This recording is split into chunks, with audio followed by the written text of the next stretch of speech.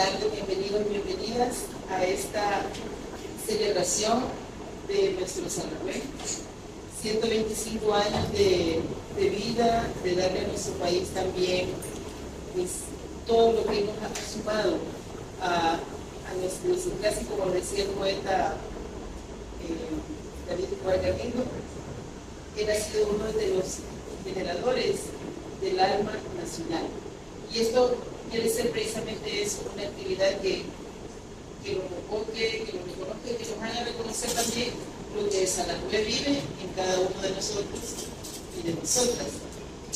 Quiero presentar a la mesa a Alberto López Serrano, poeta, organizador del Festival Amada Libertad, exdirector de la Casa del Escritor, Museo San Rafael, Guillermo Cuellar, antropólogo, cantautor, y también él desarrolló una investigación sobre San Rafael en Patria, que fue toda la participación que tuvo San Rafael en el periódico Patria en los años 30, y de donde nacieron los cuentos de Cipote, porque publicaba cada día un cuento. Y también nos acompaña el maestro Evero Saavedra, quien ha desarrollado recientemente una tesis sobre San Rafael. Voy a dejar, yo voy a ser parte de la mesa también de este conversatorio, y voy a dejar con ustedes a Alberto López Serrano para introducir el tema. Bienvenidos, bienvenidas, realmente es una gran alegría tenerlos y tenerlas por acá, que claro nos ha traído como regalo en esta tarde. Muchas gracias.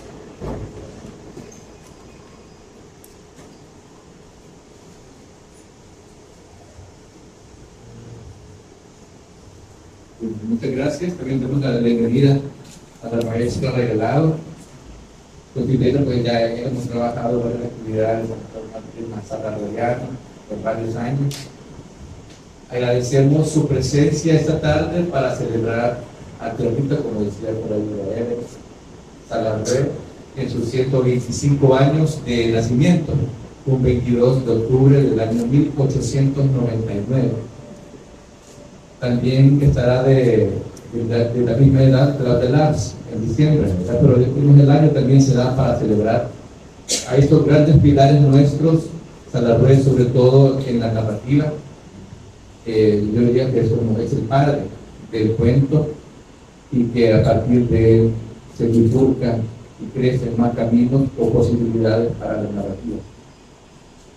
La idea central de esta mesa, agradecemos también al museo, a la Dirección de Cultura por darnos este espacio para poder reunirnos, convivir y celebrar con pastel y todo a San Rafael, y que también seamos parte de esta fiesta. Es una alegría, no es un autor que yo diría que nos alegra, porque no siempre cuando nos vemos al espejo nos alegramos,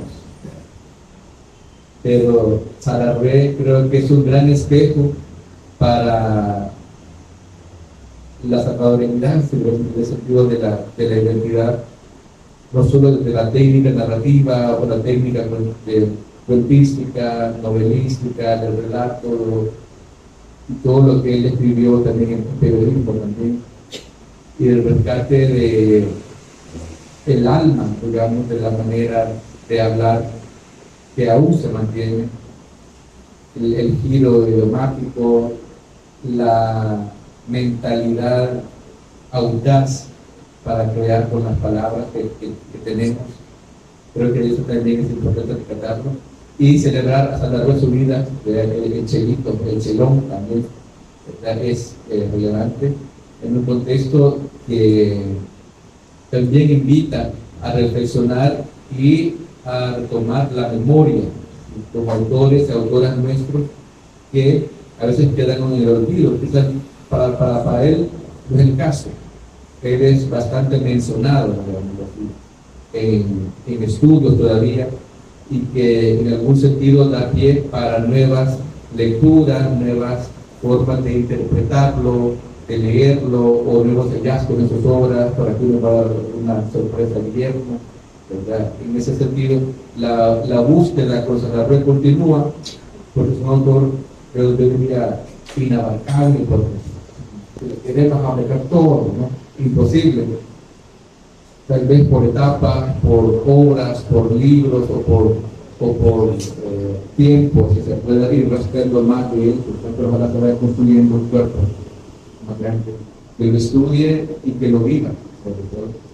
Así que la idea de esta reunión o mesa es platicar y poner algunas ideas, algunos hallazgos, sobre todo quizás de parte de Guillermo y de Edgar, que tienen una parte más académica, y de ellos no, quizás porque es algo, lo más nuevo, digamos, que nos pueda presentar de su estudio académico, desarrollo de su tesis, y que nada más, pero también ustedes están invitadas a compartir, a dialogar con la mesa para poder también interactuar a partir de lo que se vaya exponiendo. No sé si comenzamos con Guillermo, primero, ¿no? Bueno, Alberto, muchas gracias.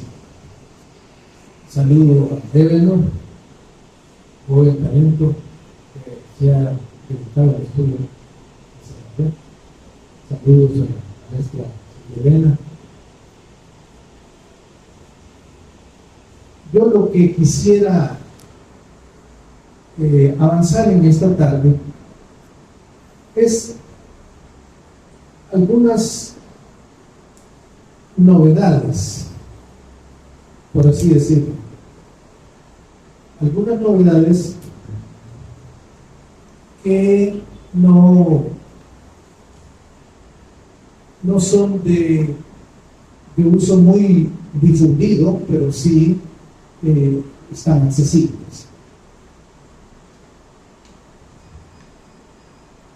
Yo realicé un largo estudio sobre el periodo que Sallarrué invirtió en el periódico Patria. Un periódico que duró 10 años, una década completa, en medio de situaciones devastadoras de todo tipo, situaciones devastadoras políticas, económicas para el mismo proyecto del periódico, y fue una gran hazaña realmente haber sostenido por 10 años ese periódico. Bueno, Sallarrué dio un enorme sello, impuso un enorme sello a ese periódico y legó para ese periódico lo mejor probablemente de sus ideas literarias. Para resumir, Cuentos de Barro, que es la gran obra de Sallarrué en términos de narrativa, es una idea sallarrueliana que nace como una serie de cuentos cortos que no tienen el uno con el otro una hilvanazón, sino que él los pergeña de su puño y letra para que sean publicados en los periódicos. Ese es un recurso que muchos literatos van a realizar finalizando el siglo XIX y las primeras 3 décadas del siglo XX. Pero la idea literaria que todavía nos llega hasta este día y que nos sigue emocionando y que nos sigue dando luces y nos sigue iluminando con su belleza y con su sabiduría es Cuentos de Cipotes. La idea de Cuentos de Cipotes sufre un proceso dentro del mismo periódico, y en el periódico, como producto para ser impreso en el periódico, donde Sallarrué trabaja y pude esa idea.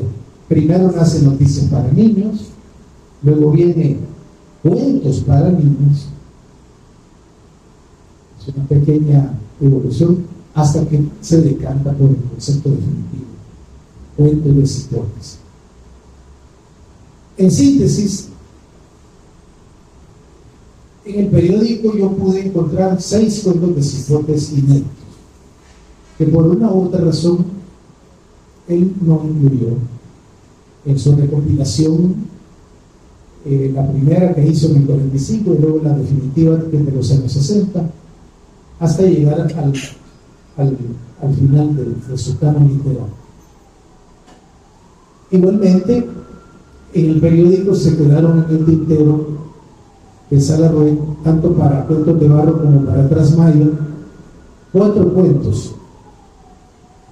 Y quiero recordar uno en especial, porque es el que Salarrué le dice al Pichón Sea, en la última entrevista que le hace Pichón Sea en el año 75, unas semanas antes de su fallecimiento.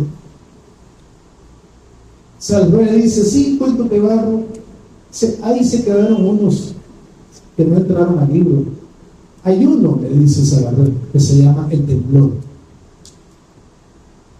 Solo de ese me acuerdo ahorita. Bueno, ahí está, El Temblor, como Cuento de Barro. Y probablemente, unos minutos más adelante, porque voy a darle paso al siguiente ponente, a la siguiente intervención, voy a compartirles la lectura de 1, 2, 3 piezas inéditas que Salarrué dejó plasmadas en el periódico Patria. Yo me quedaría por el momento con... Bueno, hola, buenas tardes a todos. Agradecer primeramente el espacio, primero la invitación que me ha hecho Alberto. A mí me encanta hablar de Salarrué. Creo que si todos estamos aquí y hemos venido a pesar de la lluvia es porque nos encanta Salarrué.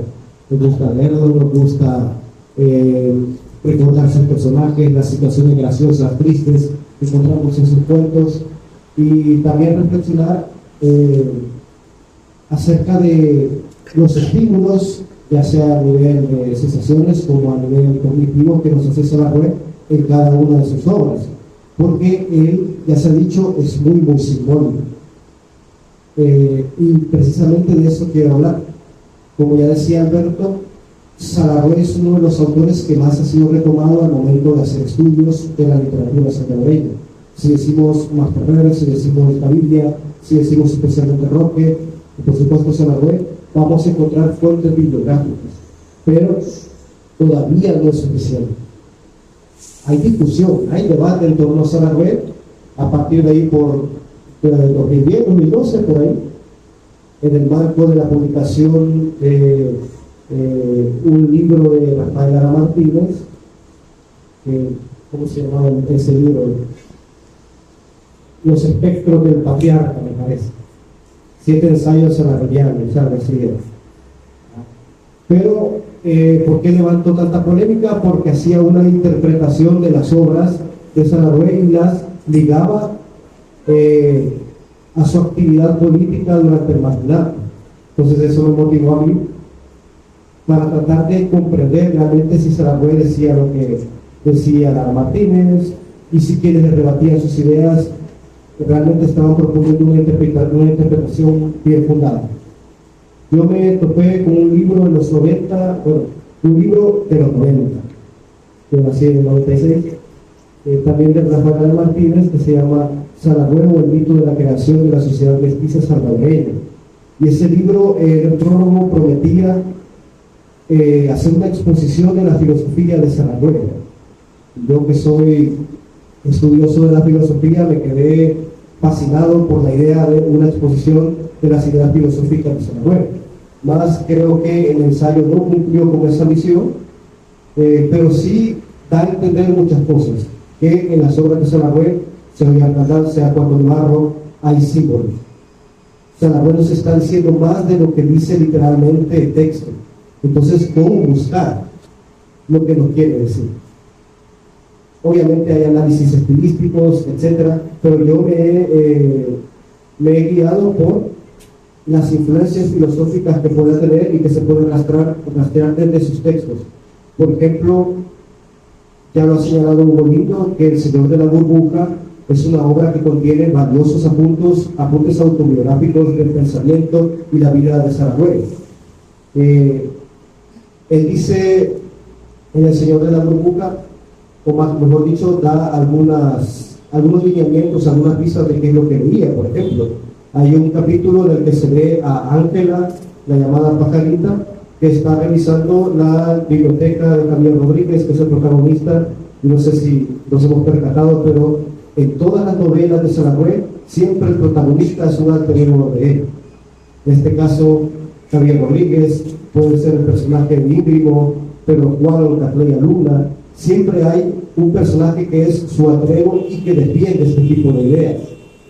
Entonces, es lo que encuentra en esa biblioteca. Encuentra la lectura avanzada de este libro de Vivekananda, Raja Yoga, que va leyendo los apuntes en retroceso. Entonces, yo dije, bueno, ¿y qué es esto del yoga? Hugo Lindo también menciona que el pensamiento filosófico de Saragüe estaba muy influenciado por la yoga. Bueno, ¿y qué es eso? Entonces yo dije, si realmente está influenciado por eso, y Saragüe está proponiendo ideas que nos muevan a estructurar una ética, por ejemplo, que es una disciplina de la filosofía, entonces podemos rearmar un lineamiento filosófico en su obra literaria, especialmente después fui descubriendo un lineamiento ontológico. Y es que, por ejemplo, tomando El Señor de la Burbuja o cuentos como, no sé si recuerdan, El Espejo, que está en La Sombra y otros motivos literarios, y que se publicó, me parece que por primera vez en este segundo volumen de Las Obras Efectivas, este es del 70, creo que el primer volumen es del 69. Entonces, la particularidad que tienen estas obras es que están llenas de teosofía, llenas de referencia a obras filosóficas y pensamiento que remite a las filosofías antiguas del Oriente. Y se mencionan términos como el pranayama, por ejemplo, que es uno de los miembros, los llamados angas del yoga, que es como una de las etapas que sigue el yogi en busca de la iluminación, de la liberación de este mundo. Y también se mencionan otros términos como Purusha, Prakriti. ¿Qué son estos términos? Nos están dando un esbozo cosmológico de cómo Saragüe entendía el mundo. Y esa es una teoría de la realidad si leemos este libro de Vivekananda y también si nos remitimos a fuentes más académicas como los libros de Mircea Eliade, que me han servido bastante. Este es sobre las técnicas de yoga, pero recomiendo uno que se llama Yoga, Libertad e Inmortalidad, en la que sí quiere proponer un sistema filosófico basado en el Sankhya, en el yoga principalmente de Patanjali, que es por ahí, si no mal recuerdo, del siglo III a.C., en el que fusiona dos tradiciones, la tradición ascética y la tradición gnóstica, que sería la teoría, el conjunto de teorías que procuraban la liberación, la gnosis, la filosofía Sankhya, y las técnicas fisiológicas que aspiran a lo mismo, a la liberación, que es el yoga, todo en un solo sistema. Entonces, ¿por qué es tan importante rastrear esos conceptos, esas ideas que se vierten en la obra de Saragüe? Porque precisamente la teosofía, que ya habíamos estado hablando, una de las presentaciones de Luis Portillo, de un libro sobre Maharaj, se está hablando del origen de la teosofía, y que aunque comienza siendo un círculo interesado en las filosofías egipcias, después se remite a la India y al pensamiento tradicional de la India, porque es la cuna de las religiones de las más grandes que han dominado el occidente. Entonces, por eso es que en las obras de Blavatsky, por ejemplo, encontramos recurrentemente los términos de la Maya, por ejemplo, la gran ilusión. ¿Y qué es todo esto?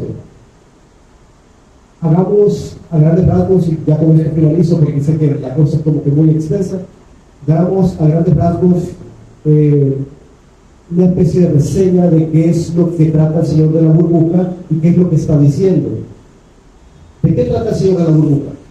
De un señor llamado Javier Rodríguez, que ahí por sus 40 años hereda una finca a la falda de una montaña, la finca llamada La Burbuja.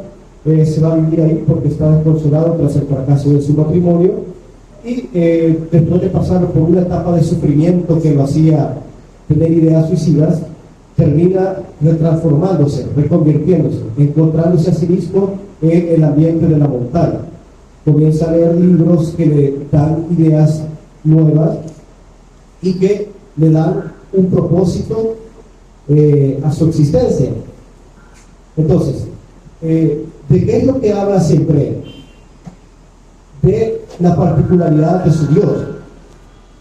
Él dice que Él mismo es Dios, que Dios es el yo, y que no existe una diferencia entre el otro y el yo. Es una de las grandes particularidades de la filosofía, de las filosofías de la antigua India, y es que anulan la alteridad, anulan el yo y el otro.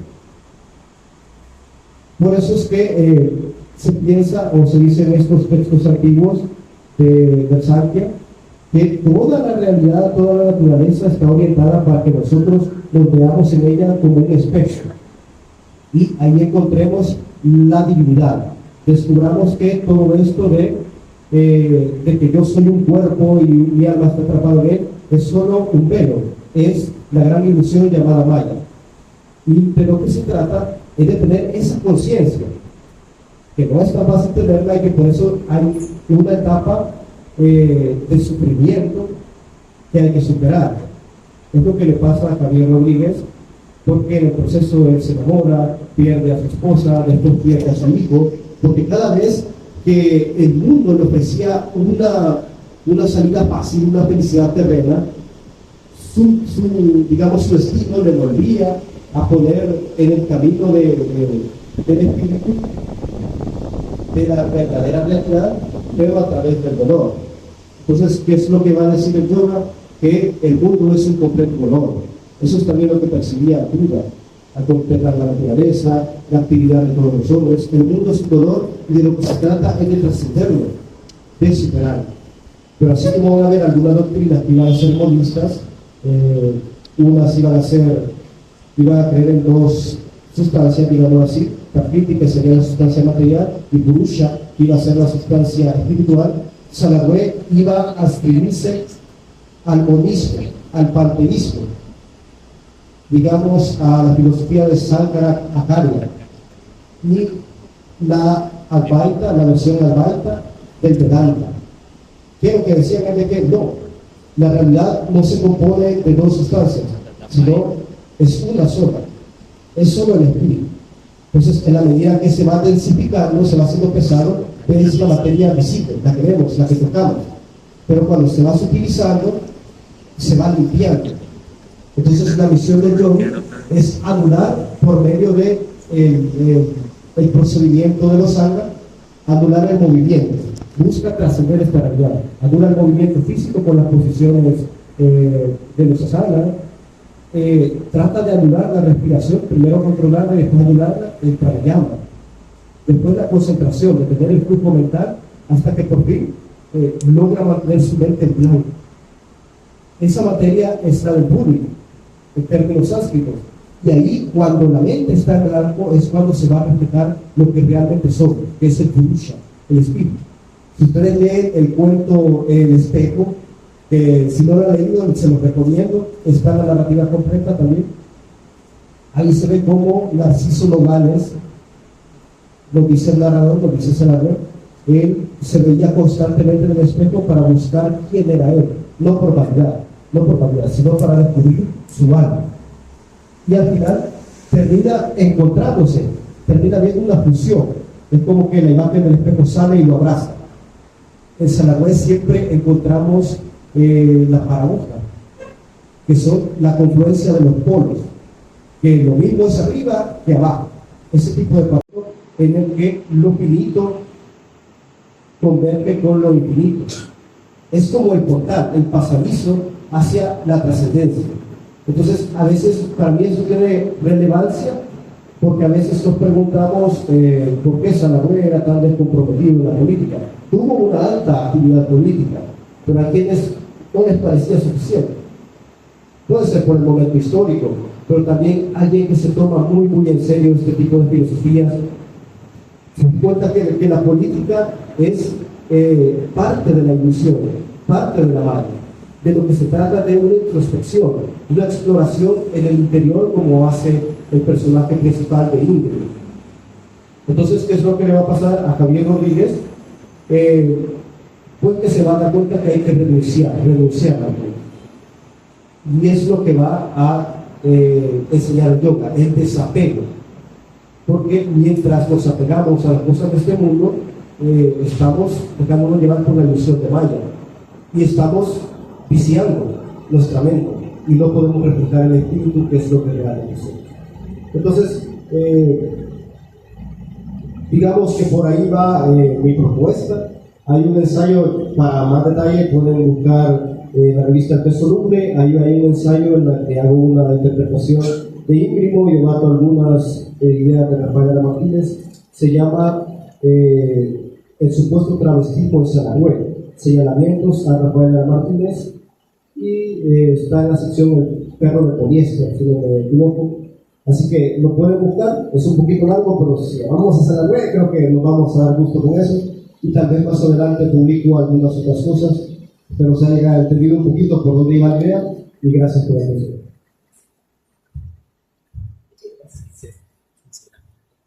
Yo quiero tocar un punto que es como una crítica a estudiado y cómo he invitado a Salagüe.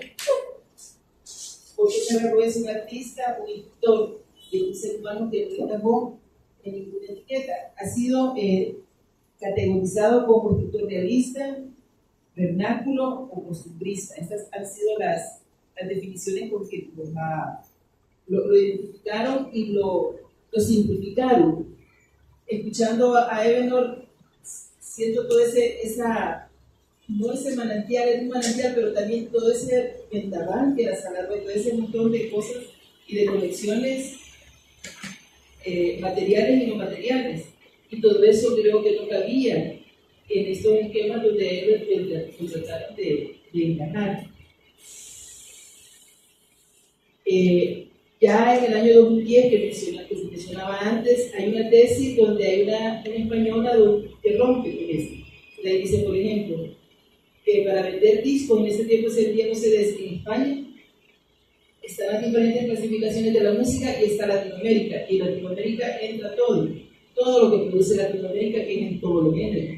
Y así más o menos lo que pasaba en Salagüe, encasillarlo en el costumbrismo, en lo vernáculo o en el realismo, lleva a eso, ¿verdad? A todo lo que se queda fuera.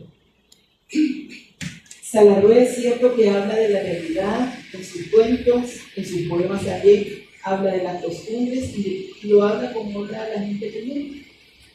Pero realmente Salagüe no se queda ahí, no es una simple descripción de un tiempo y de un espacio determinados. Salagüe rompe con los manipuladores, denuncia injusticia, y eso solo tenemos apenas un cuento cipote para otro momento de todo lo que de la literatura que podríamos hablar de él. Revela también la inteligencia de la gente común, porque la gente común había sido puesta en la literatura como personas sin inteligencia. Lo que todo era que sobresalía, pero Salagüe no. Salagüe, por ejemplo, el cuento de Cipotes le da vuelta a todo lo que se planteaba de los cuentos para los cipotes, ¿verdad? Había cuentos para niños, pero así era los cuentos de Cipotes, donde pasa, digamos, a un nivel de protagonismo al niño y a la niña, y revela un caudal de inteligencia en cada uno. Salagüe también habla de la sabiduría de la naturaleza a través de toda su obra, pero además de la existencia presente de la memoria y de esa conexión con lo suprahumano que siempre está presente en su obra. Es lo terrenal, pero también es lo terrenal vinculado a eso que es cósmico, y ese es un eje que atraviesa toda la obra de Salagüe. La narrativa salagüeriana. En la narrativa salagüeriana, la acción se redimensiona desde una realidad poética, espiritual y filosófica. Y Salagüe definitivamente es un vanguardista. Él estaba escribiendo cuando la vanguardia estaba en su auge en Europa, principios del siglo pasado, pero también es a la vez un clásico. Y ciertamente es un escritor local que habla de lo local de El Salvador o de Yucatán, como lo dice, pero a la vez es desde la universalidad y desde el cómico. Es lo que creo que la crítica tampoco logra abstracto, por eso pasa inadvertido. En 1933, él plantea en el periódico cultural que se llamaba Periódico Cultural Cactus, hablando precisamente de las vanguardias y de cómo han sido recibidas las vanguardias del feminismo y la ley, que eran vistas como algo demoníaco, algo satánico, así como ahora, cada vez que surge algo nuevo se visto de esa manera. Entonces, él escribe un artículo al inicio de esta revista relacionado a ese temor con que perciben los cánones que ya están establecidos. Y entonces él dice, realmente no hay un arte nuevo, o sea, por arte nuevo. El arte es el mismo, no hay arte nuevo ni viejo, sino que es el mismo. Lo importante es de cómo un arte el arte se revitaliza y plantea algo nuevo, algo que cuestiona. O sea, el arte como que de pronto se va desgastando en un movimiento que existe establecido, y hay otros brotes, hay otros sufrimientos de las jóvenes generaciones. Pero no es otro arte, dice Salarwé, sino que es el arte simplemente con esa capacidad de transformarse infinitamente. El arte también no puede ser imitación para Salarwé. Y esos nuevos brotes o las nuevas y disruptivas manifestaciones artísticas nunca serán un síntoma de decadencia, sino una semilla de inconformidad y de reafirmación. Quizá yo pensaba que el reggaetón y todo esto que tenemos ahora realmente no era decadencia, era antes. Desde la óptica de Salarwé eso sería una reafirmación.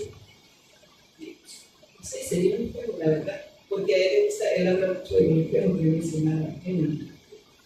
En 1998, David Escobar Galindo, que publica la obra de Salarwé como vernácula y fantástica, finaliza diciendo, escribió que él hace, es uno de los forjadores del alma nacional, ¿verdad? Lo que decía al inicio, realmente Salarwé contribuye desde esa sensibilidad y desde sostener los pies en nuestra patria, pero a la vez tener su espíritu cósmico a esa construcción del alma nacional, desde la sencillez, desde los niños y las niñas, desde la gente más sencilla de nuestro país. Se lo hace en la recuperación de los valores de todas esas múltiples realidades. Y Salarwé es un hombre rebelde realmente, por naturaleza. Él no se adhiere a ningún modelo, no le interesó seguir modas, no buscó modelos. Él buscó y vivió en sus propias raíces, siendo un chelón, como decía, toda la estatura de un europeo, pero él era más salvadoreño y se sentía más cercano. Buscó, me decía don Tomasito, que era el ahijado de él y la persona que cuidaba la casa de su doctor, que él a veces le servían para desayunar en su casa y veía que los niños andaban comiendo, los hijos de quien cuidaba, y le preguntaba siempre si habían desayunado. Y si los niños no habían desayunado, les pedía que recibieran a los niños y no comenzaba a comer mientras los niños habían comenzado a comer al igual que él. Ese nivel de sensibilidad que también lo recuerdan sus vecinas, que ahora son unas señoras, pero que en ese tiempo eran unas niñas, unos niños de 5 o 6 años, ¿cierto? Que él siempre llegaba a su trabajo y los recibía con luz. Siempre fue un hombre que te daba un besito, te daba like a los niños que encontraba en el camino a su casa de los planes, y no les hablaba, solamente iba escuchando cómo Salarwé, cómo los niños hablaban, y quizá todo eso por lo que también los cuentos de sus poetas. Luis Gallego Valdés identificó su obra como panismo literario. Y se tengo un dato importante, porque realmente Salarwé incluye estos elementos, ¿verdad? El surrealismo y el creacionismo es parte de su obra, y realmente es un precursor de lo que después conoceríamos como realismo mágico, pero esos elementos ya estaban planteados en su obra. Lo que pasa es que, como dijeron antes, pues no ha sido estudiada con todos los nuevos parámetros que necesitamos para comprender la alcance y la magnitud de la obra de Salarwé. Yo solo quisiera leer algunos elementos que se vierten de esto en su relato largo, Revocando el Humano. Ese es otro de los poetas de Salarwé. Claro, un relato largo. Entonces yo he identificado expresiones filosóficas y expresiones poéticas. Este viaje es un viaje que se hace por 9 lugares, hay 9 episodios. Y él es una mujer con nombre, y realmente es un relato fantástico, su nombre es todo. Una mujer con un grupo de hombres que van. Entonces la mujer se llamaba Narda, una G y una Narda. Y dice él, una expresión filosófica, era perfectamente negra y perfectamente bella.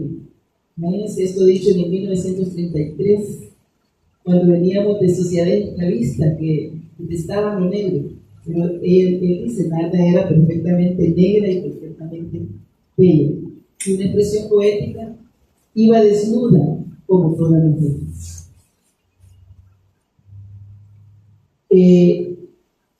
En el tercer episodio, él dice una expresión filosófica: el llanto de dolor es agua transparente, y el llanto de amor y de ternura es espuma luminosa, que no refleja sino lo que está adentro. Y eso él lo dice en el libro, que es lo que conversaron las montañas.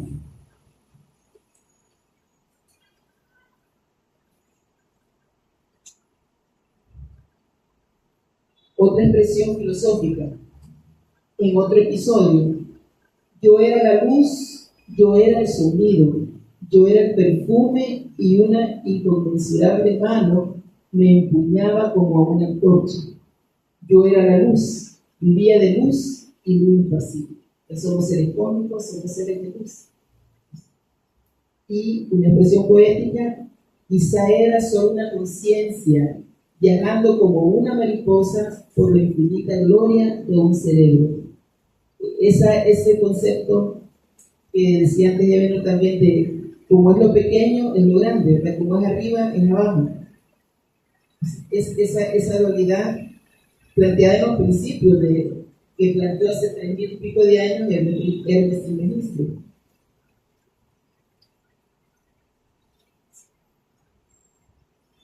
Y la expresión "oh, qué infinito mundo de maravillas" es la vida por encima de nuestras cabezas pesadas. Dice, cuando estamos aturdidos y llenos de trabajo, ¿verdad? Qué infinito mundo de maravillas es la vida por encima de nuestras cabezas pesadas. O sea, hay otros planes de la existencia, no solo es el material. Era feliz como si todo yo hubiera estado hecho de un perfume de felicidad. Una imagen poética dentro de ese texto que están puestas así, ¿verdad? La imagen poética a lo largo de la acción que se va desarrollando en el cuento. Y Saragüe fue un narrador, pero no fue un narrador es como tan rico, ¿verdad? Porque él, su texto, su narrativa es muy rica en imágenes, tiene mucha profundidad. Él es mejor que narrador que poeta. Él como poeta, digamos que no es tan, solo como poeta, no es así como tan poeta, como Claudio Laspa, no es como Claudio Laspa. Pero él como narrador es un excelente narrador porque tiene la poesía también. Esto le pasa, por ejemplo, a José Saramago, le pasó a José Saramago. José Saramago en su libro de poemas no brilla tanto como lo hace en su narrativa que es bastante poética. Eso es lo que quisiera abordar a esto que estamos hablando acá de Saramago.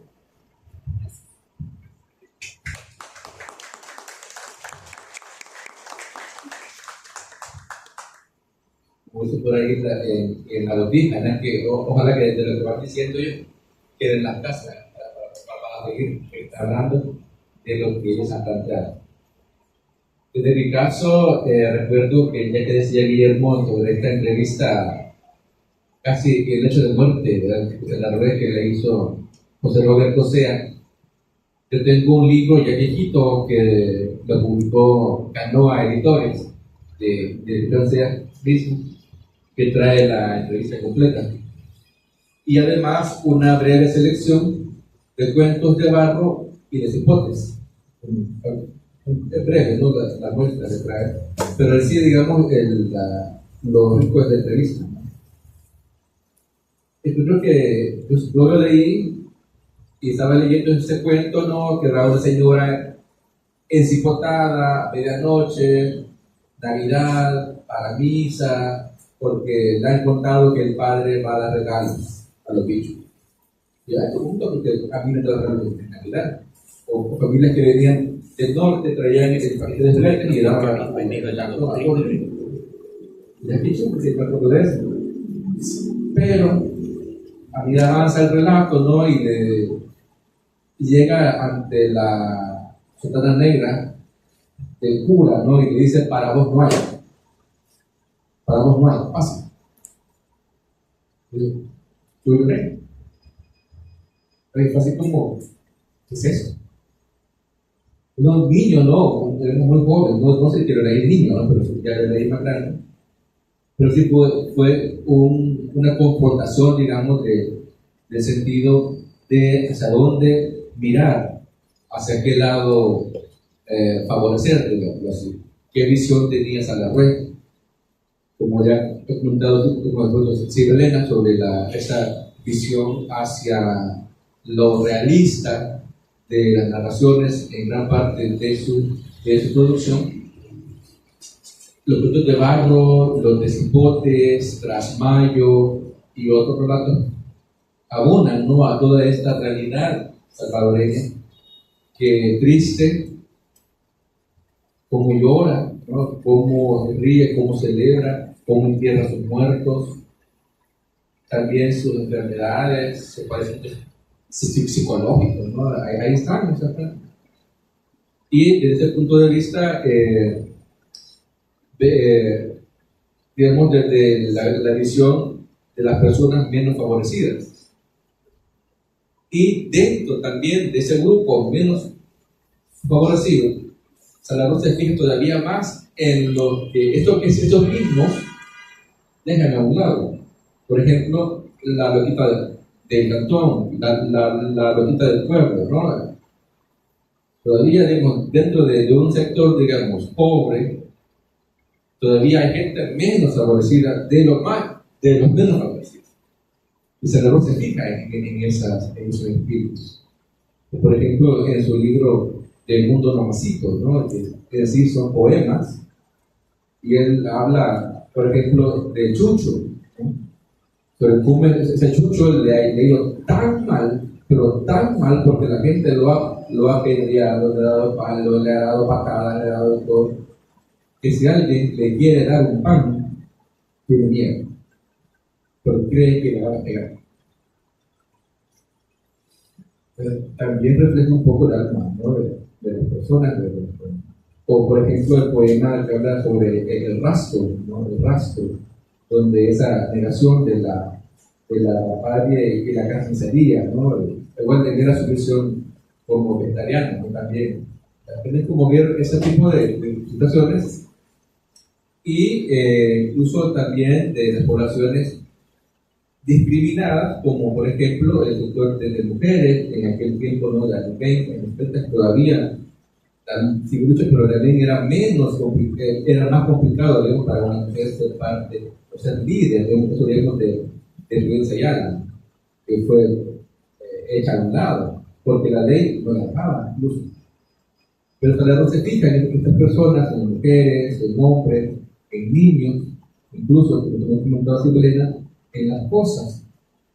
Y la académica Marta Salvar plantea en su tesis sobre Salarrué, ella es de España, pero reside en Noruega, sobre el posthumanismo, ¿no?, que ya no importa el ser humano, en especial el ser humano adulta, sino más bien es la visión que se centra en las cosas que hay en torno, e incluso la visión de la niñez, que deja a un lado esta visión adulta de las cosas, y como decía, que subvierte el orden.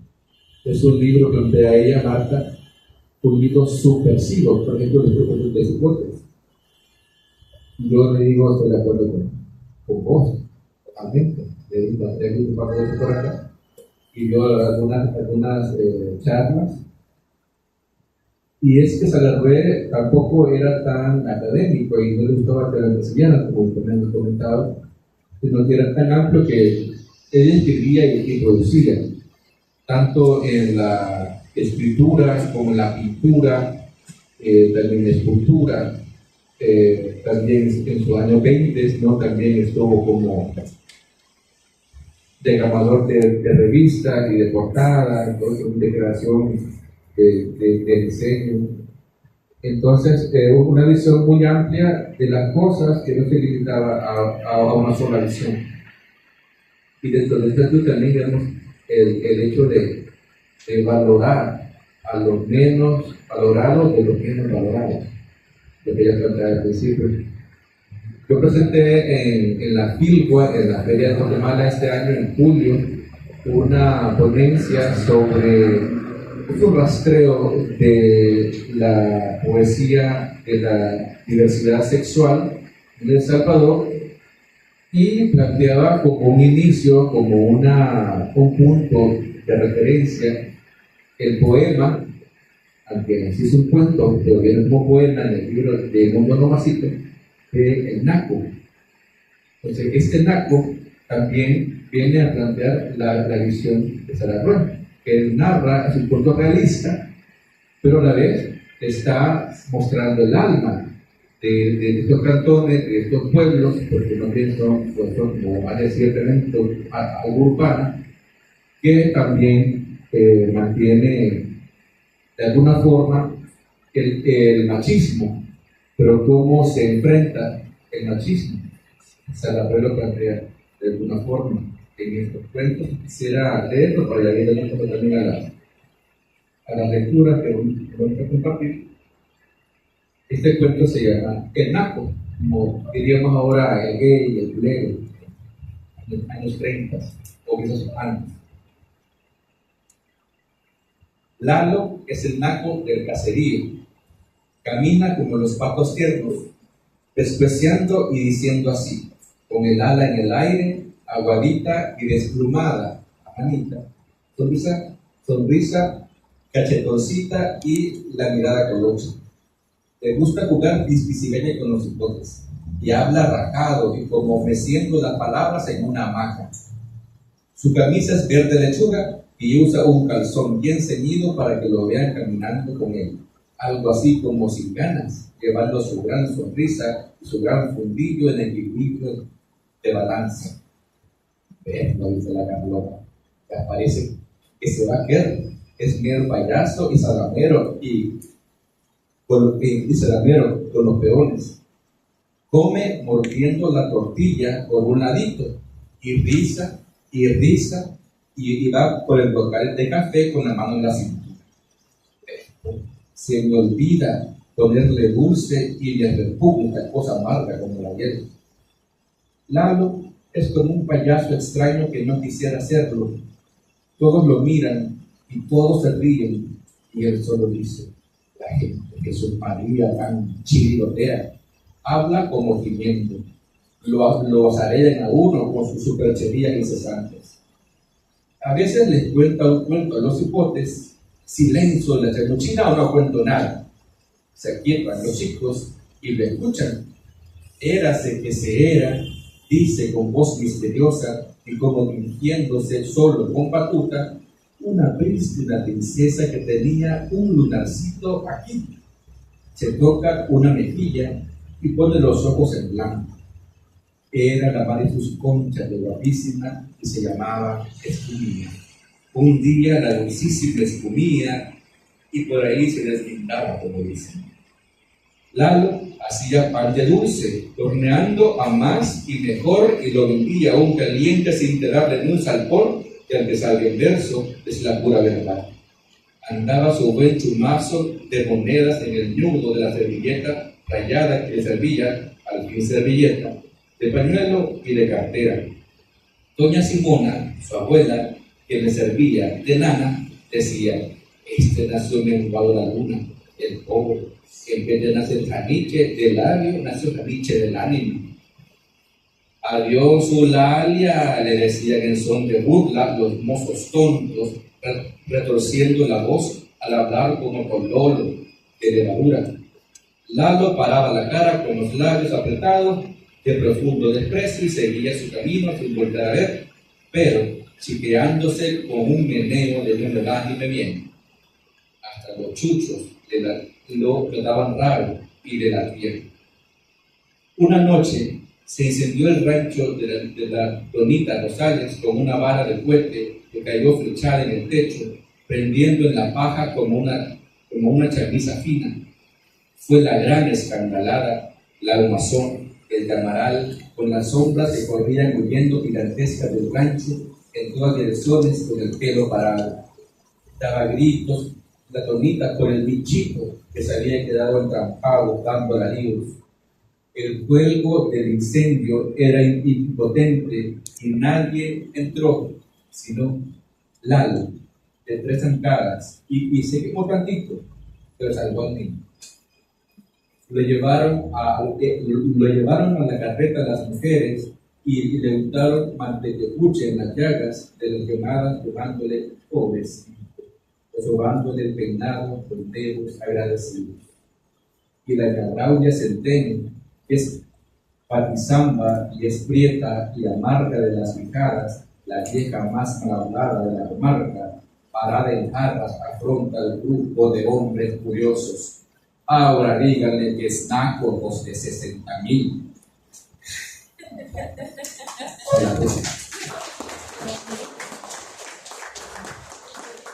Gracias, Alberto.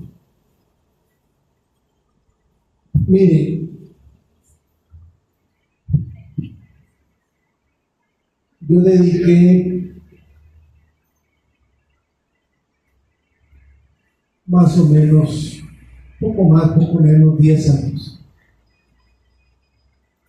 al estudio del periódico Patria. En realidad, la última entrevista que hizo Salazar, que también recuerda a Alberto, que me impactó también esa entrevista. De hecho, esa entrevista es la que me dio el aliento en mi corazón para hacer este trabajo.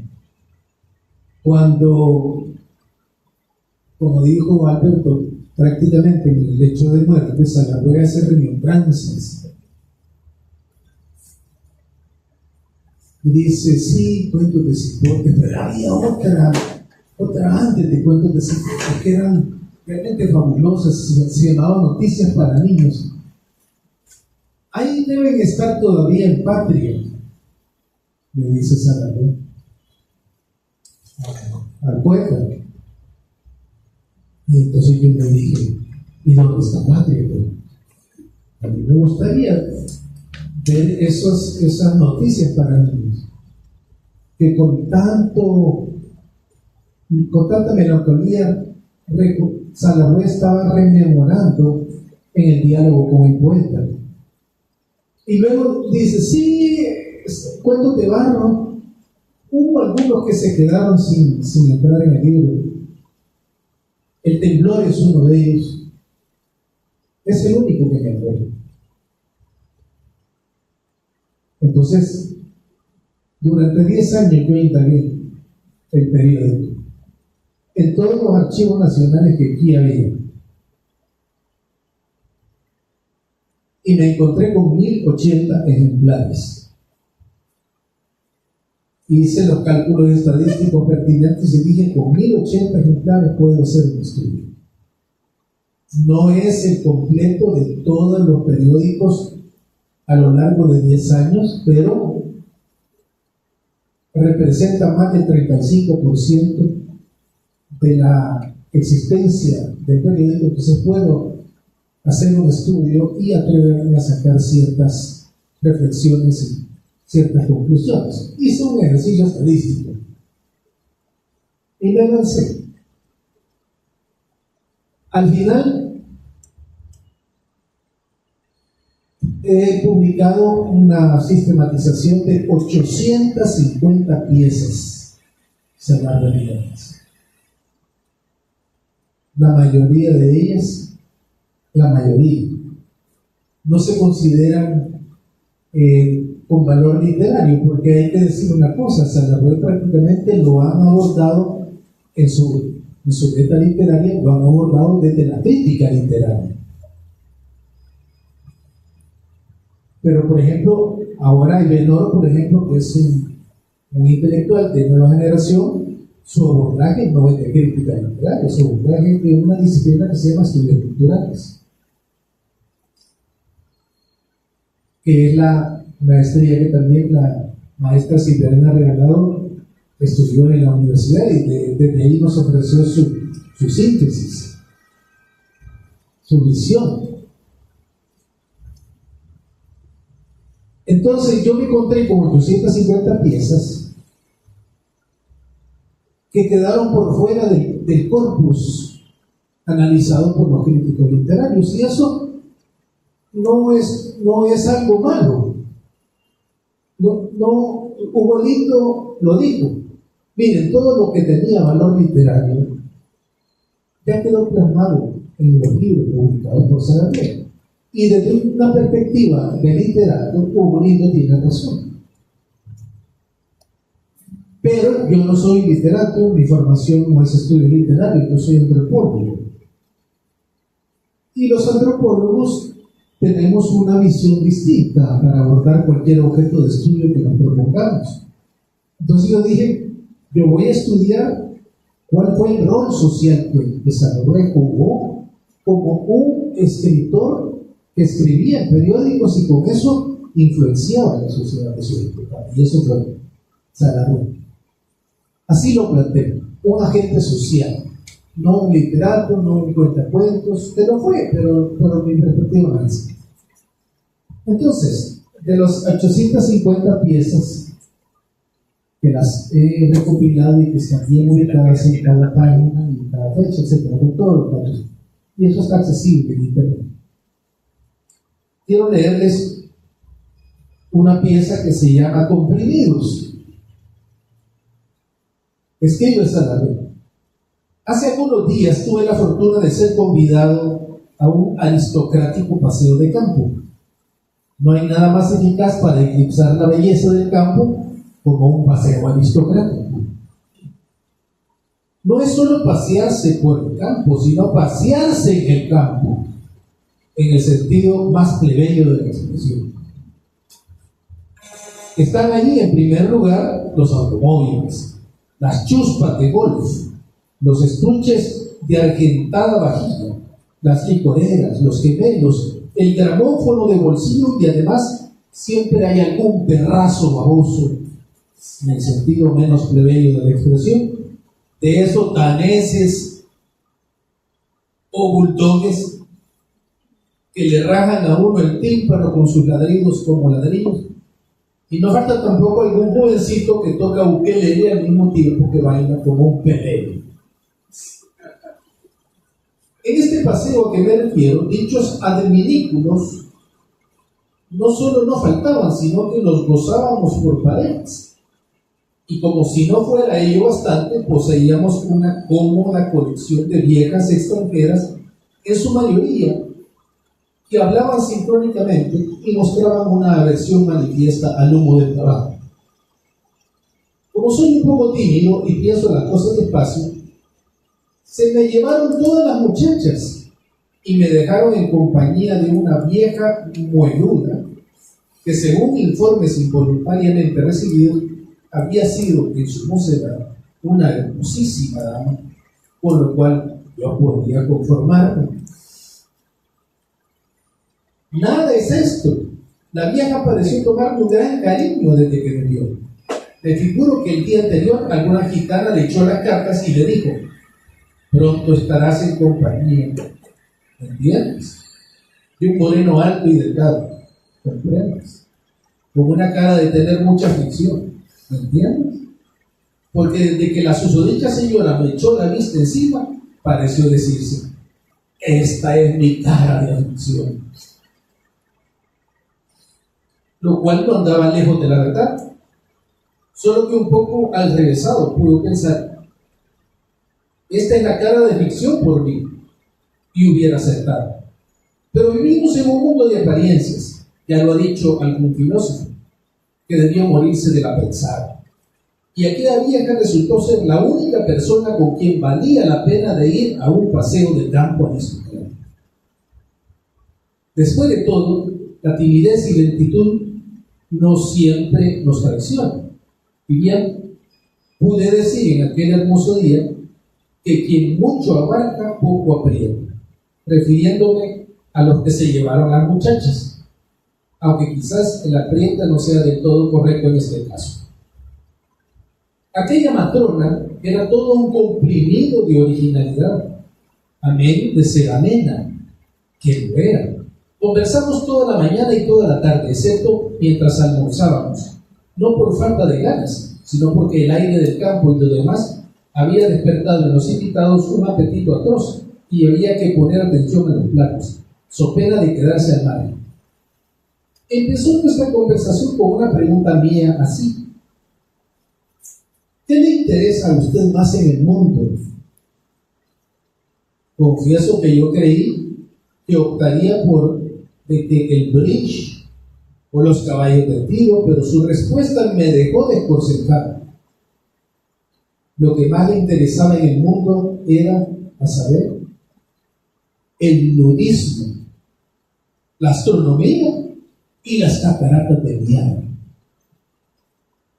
Hay que convenir, le dije, que son aspectos bastante distintos de la vida.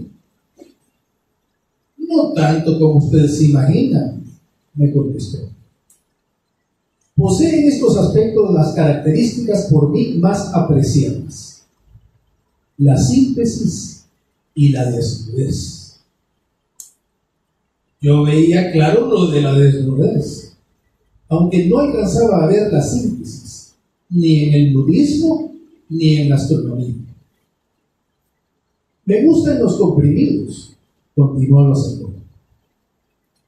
El nudismo nos da el traje más sintético. Siempre considere la hoja de paja no solo como una inmoralidad, sino como la mayor de las necedades, o mucho o nada.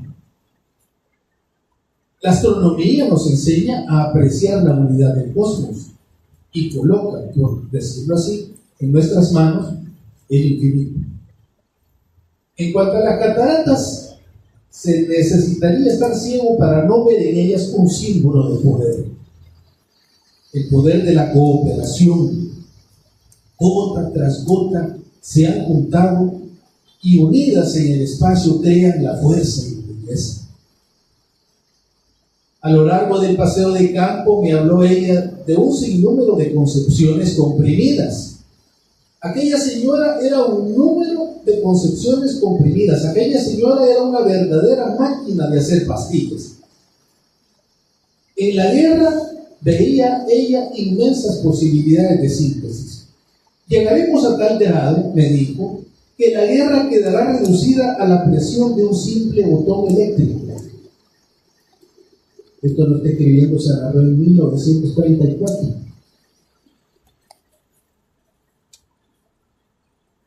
En la guerra veía ella en esa posibilidad de síntesis. Llegaremos a tal grado, me dijo, que la guerra quedará reducida a la presión de un simple botón eléctrico.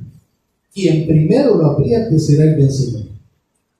Yo insinué si su idea se reducía a que ambas naciones contendientes, de común acuerdo, meterían sus cabezas en ciertos marcos de guillotina, y que si la primera en oprimir un botón de marras será quien cortara el cuello de la nación contrincante, a lo que ella respondió piadosamente burlona: ¿naciones? No, señor, la guerra entonces se hará entre galaxias. En el terreno de la poesía me habló del haiku comprimido. Lo que hoy es un libro voluminoso de versos llegará a ser un vago signo, capaz de contener toda la emoción y toda la sabiduría del Bhagavad Gita. En música me dejó turulato. En medicina me dijo que todo se reduciría a un pequeño revólver. Y en cuanto a transportes, me aseguró que con un inocente bostezo se trasladarían miles de toneladas de una estrella a otra. Oiga, le dije para terminar, ¿y el amor? ¿A qué lo reduciría usted? A su más mínima expresión, me dijo, a una leve sonrisa. Y me sorprendió. Yo hice un mínimo comprimido con mi inmenso azoramiento y me lo tragué casi sin salir.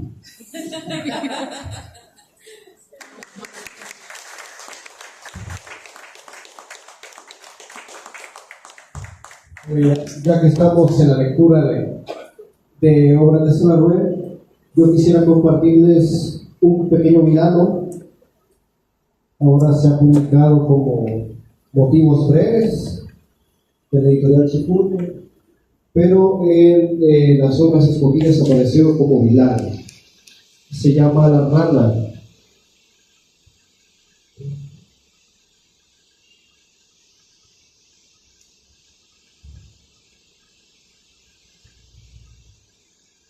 He seleccionado La Rana precisamente porque en el cuento de El Espejo se utiliza la imagen de la burbuja como la materia que se va utilizando y que refleja en su colorido, en su colorida iridiscencia, refleja el alma humana. Ese es como el objetivo, llegar, cultivar esa burbuja y hacer que explote, y por fin la liberación del alma. Entonces dice el milagro de la rana: soplaba una rana en su burbuja de espuma, con tanto amor y persistencia que cerraba los ojos. Pronto hubo de cansarse, y como mientras tanto hubiera amanecido, dijo mirando el cielo de coloridos espléndidos: oh, mi burbuja. Ahí está el milagro.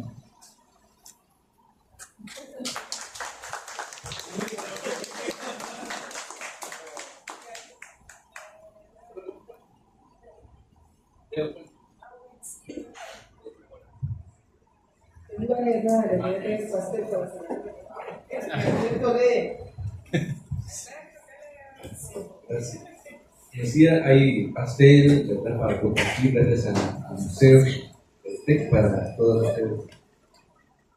Este es un cuento de Cipotes que se llama El cuento de la cuitía y el perico con la pillada. Pues si es que la cuitía tenía unos 2 años con un pedazo, y andaba con camisón y con bolsita y se comía las uñas. Y cuando Tantí y Jocote estaban jugando pelotillas, ella se arrimó y se acurrucó y se quedó mirando. Y le dijo Tantí: ¿por qué te comes las uñas, cochina? Es que me nacen, le dijo. Puerca, le dijeron. Sí, dijo. Y Jocotes y Tantí se rieron y siguieron jugando chirolas. Y allá al buen rato la cuitía dijo: porque a mi mamá dicho. Y ellos voltearon a ver y le dijeron: ¿dice qué? Que sí, que soy puerque. Estás cortando varas, le dijeron. Yo me estoy cortando. Anda a jugar, le dijeron. Y no estoy jugando, pues. ¿Y que estás jugando, mentirosa? De mi edad, dijo, y estoy currucadita tímida, que no me hago pipí. Cochina, le dijeron, y se rieron y siguieron chiroleando. Y allá al buen rato la cuitilla dijo: mi mamá tiene un periquito. Y a mí que me importa, pero es petito y con pumas. Sí, le dijo Tantí, y eso es lo que mola, ¿no? Pero es de ojos y come tortilla. Y se rieron otra vuelta y ella se paró y le dijo: cipotes tontos, sin pelico, que ni tienen peliquitos, vaya. Andate, dijeron, de dejar de estar hablando de Gapur. Pero me dieron falta y lo entendía, vaya. Y a nosotros, ¿qué? Y me van a llevar al panteón a ver a mi papá. Dijo: ojalá te dejen allá, hombre, le dijeron, para que te salgan las calaveras y te hagan así. Y le pelaron los dientes, y la cuitilla dijo: no, porque yo no me mudo, papá está en el cielo con los angelitos, vaya, y solo por eso ya me voy, ya fuera llegando, le dijeron. Y la cuitilla se volvió a currucar y se hizo pipí y salió corriendo. Vas a ver, le dijeron, cipotilla puerca y feliz. Y la cuitilla se volvió de correr y dijo: sí, porque mi mamá dice. y le sacó tamaña lengua y dio unos pasos para atrás y otros para adelante y otros para atrás, y de ahí hizo así con la cara y salió corriendo. Y se acabó. Tremenda la cultura. Eso fue que a Elena, a Eleanor, también a Guillermo Cuellar por darnos esta ponencia breve, ¿verdad?, sobre estos temas que cada uno ha investigado y ha ahondado. Está el libro de Guillermo, espero que ya no se encuentran ejemplares, ¿verdad?, tal vez en librerías, pero tal vez por ahí en algún usado se pueda rastrear. Es relevante. También está ahí el ensayo de ello disponible en redes, ¿verdad?, en la revista El Pez Soluble. Puedes buscarla en Facebook o en internet con Google, revista El Pez Soluble. Y puedes, si quieres, poner ahí, ¿verdad?, Sasa Larue o en otra guerra para rastrear más puntualmente el ensayo sobre el travestismo de la prueba. Y también, pues, más trabajos que hay en internet, ¿verdad?, que pueden ser descargados o leídos en línea para seguirnos enterando, aparte del libro del físico, ¿verdad? Tenemos aquí las obras escogidas, que son la Juego Bolívar, creo que el tomo 2, porque son otros libros. Bueno, quedamos invitados y invitadas para seguir compartiendo en la red. Este año él celebra 125 años de nacimiento, de vida, y esperamos su pronto retorno en un año.